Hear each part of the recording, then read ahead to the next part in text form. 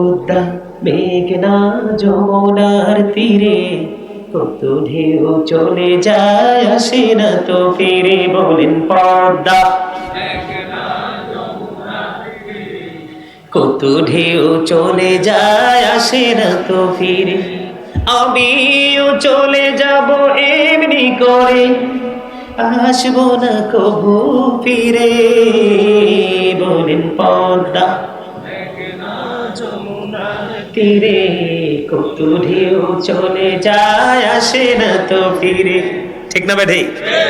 যখন তোমার কেউ ছিল না তখন ছিলাম আমি, এখন তোমার সব হয়েছে পর হয়েছে আমি। যখন তোমার কেউ রবে না রব শুধু আমি, আমার কাছে আসতে হবে মনে রেখো তুমি। তোরা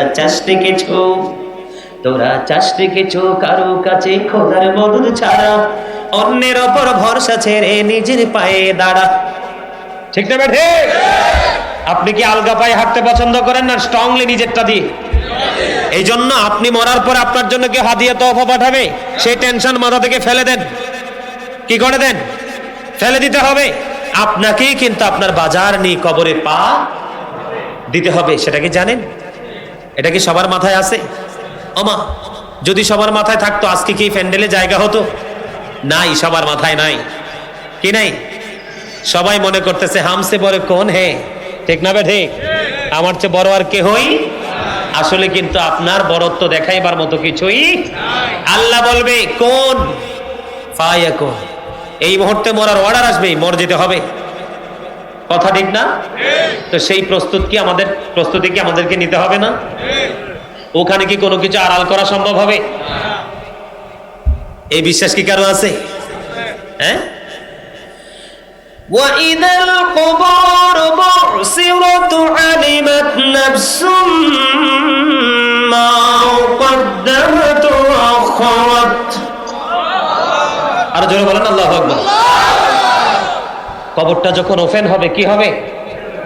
তখন কিন্তু আপনি আমি আমরা সবাই জানতে পারবো, দেখতে পারবো কে কি করেছি আর কি। পৃথিবীতে কিন্তু টাকা পয়সা দিয়ে, হ্যালো ট্যালো দিয়ে, টেলিফোন দিয়ে কত রকম কিছু করা যায়, কিন্তু মরার পরে কোনো সুযোগ আছে? কোনো সুযোগ? আল্লাহ বলেছেন কি আমরা সবকিছু কি করতে পারবো?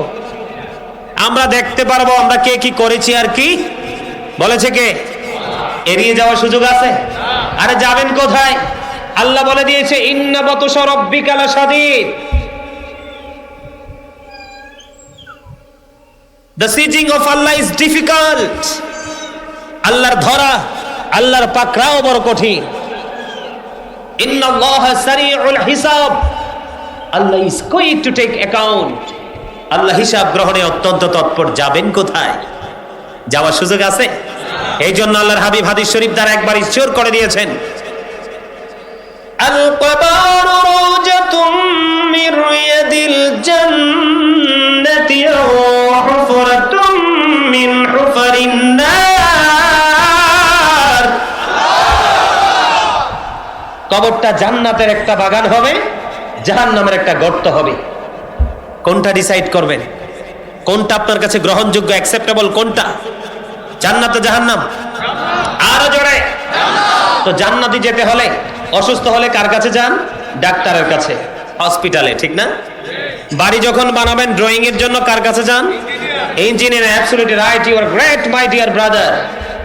কার কাছে? এরকম চালাক চতুর মানুষ পাইলে মিয়া ওয়াজ 4 ঘন্টাটা 6 ঘন্টা হয়ে যায়। মজা যখন আসে, বক্তা শুধু ওয়াজ করবে, আপনি নীরবতা পালন করবেন, এটা কিন্তু নিয়ম নয়। বক্তা এবং শ্রোতার মধ্যে আকর্ষণ এবং বিকর্ষণ থাকতে হবে, প্রেমের এক আদান প্রদান চলতে থাকবে, তখনই কিন্তু কি হয়ে যায়। এই জন্য আগেই বলে দিয়েছি আলেমদেরকে ভালোবাসতে শিখেন, তবে সব আলেম না, নবীর পক্ষের আলেম, আহলে বাইতের পক্ষের আলেম। যারা নবীর বিপক্ষে কথা বলে, আহলে বাইতের বিপক্ষে কথা বলে, সাহাবাই কেরাম, তাবিন, তাবে তাবিনদের, উলামাই কেরাম, আল্লাহর ওলিদের বিরুদ্ধে কথা বলে, ওই সমস্ত আলেমদেরকে বয়কট করতে হবে। ওরা আলেম নয়, বরং ইসলামের শত্রু। ৭৩ দলের মধ্যে ৭২টা দলের লিডার আলেমরা, এদেরকে দিয়ে জাহান্নাম উদ্বোধন করা হবে। নাউযুবিল্লাহ বলেন না কেন? আর জোরে। নবীর প্রেম দেখলে মনে করবেন ইউ আর রাইট। নবীর প্রেমিক হলে মনে করবেন 100% সহি। নবীর প্রেম নাই তো ঈমান নাই। কি না মিছা বলছি? নবীর প্রেম না থাকলে ইমান থাকে? আরে ভাই, আল্লাহকে সবাই বিশ্বাস করে। হিন্দু বলেন, খ্রিস্টান বলেন, ইহুদি বলেন, নাসারা বলেন, সবাই এক একজন এক এক, কেউ বলে গড, কেউ বলে ভগবান। এক একজন গডের সাথে গডেজ একটা লিঙ্গ, ভগবানের সাথে ভগবতী একটা লিঙ্গ। এগুলা কিন্তু তারা বুঝে না, এক একজন এক এক ভাষায় সমর্থন করে যায়। কিন্তু আল্লাহ রাব্বুল আলামিন ইমানি পরীক্ষায় ফালাইছেন রাসূলকে পাঠাইয়া।